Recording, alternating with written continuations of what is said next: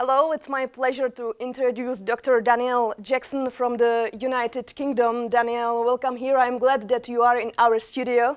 Great to be here. Daniel, on June 23, the United Kingdom voted to leave the European Union. So, what happened before and after that in the media in the UK? Well, I think we need to go back a long time. We don't just analyse or try and make sense of the campaign itself. It was a relatively short campaign.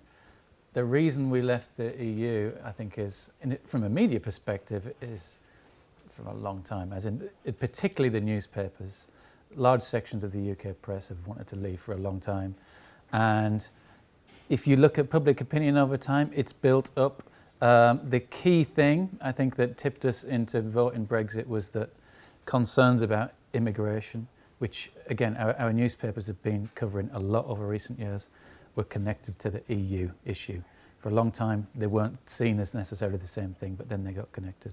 So from a media point of view, I look at the long game. When we talk about the actual campaign itself, we've just done a panel on that. There's great research from the Loughborough guys, shows that, you know, we expected a lot of partisanship from our newspapers based on history, and we got a lot of partisanship from our newspapers. I think the particularly interesting and even in some ways more controversial factor is how broadcasters covered it. And again, we've just had a contribution from Ivor Gaber about that, who talks about the problem of impartiality when you've got two sides of the story which, you know, experts, for example, didn't match up. There was 88% to 12% in favour of Remain. How do you deal with that as broadcasters? And largely they give them equal coverage. And for Ivor and to me, that was problematic. And what about the mood right now in the UK? Because it's after a few months after the referendum, so what about now? Well, I guess it depends who you talk to. I mean, it's a divided country. We talk about the 48% of Remainers.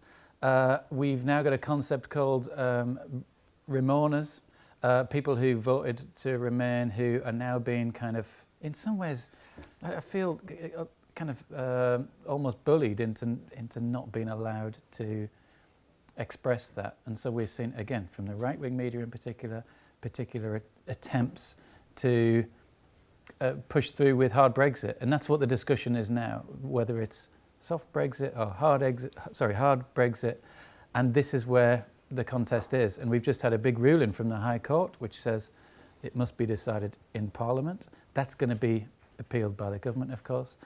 But that was very controversial and covered highly in the newspaper press, who said, no, it should be the people. But again, these are the same newspapers who were campaigning for more parliamentary sovereignty for our country. Interesting. Yeah. And now we are going to change the topic, because I know that you were an editor of my favorite book, Reframing Disability, Media, Disempowerment and Voice in the 2012 Paralympics. So why did you choose the topic about athletes with disabilities? Yeah, we worked with Channel 4, who is the main broadcaster in the UK of the Paralympics. So they came to us, and I mean, they were interested in the question of, did the Paralympics fulfill its kind of social agenda?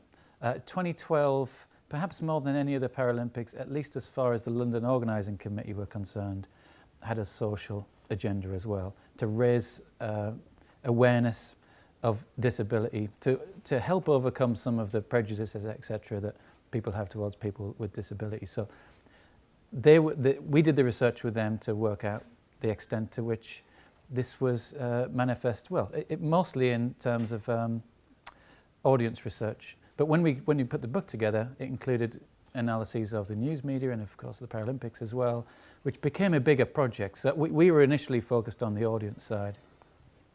But the project and the book came, well, we'd done this research. We thought, well, let's bring together some more people who can give us some different perspectives. I know that athletes with a disability still perceived differently than athletes without disability, for sure in the Czech Republic. For example, I mean numbers of TV viewers, which I mean that they are watching sports or athletes with disabilities are less than other sports programs. So do you think it will be better, or what can media do for it? I mean, this is at the centre for broadcasters particularly, is this dilemma of how to frame elite disability sport. Do you focus on the sport, just focus on the sport? And when you're doing broadcast coverage of it or news coverage of it, do you just focus on the sport and the athletic attainment, etc.? Or do you attempt to challenge some of society's prejudices more directly? And this is a constant dilemma for Channel 4 in the UK, is how much do we focus on the elite sport and frame it as this is about elite sport, versus whether you frame it as an opportunity to educate your audience a bit more, because for many people this is the only opportunity they get to see disability sport. It's at the centre of many of these academic debates. I'm not sure I've got the answer necessarily, but it's great to be talking to, to be involved with Channel 4, to be part of that conversation. Daniel, thank you so much for this interview, and thank you. See you soon in our ECRIA studio here in Prague Congress Center.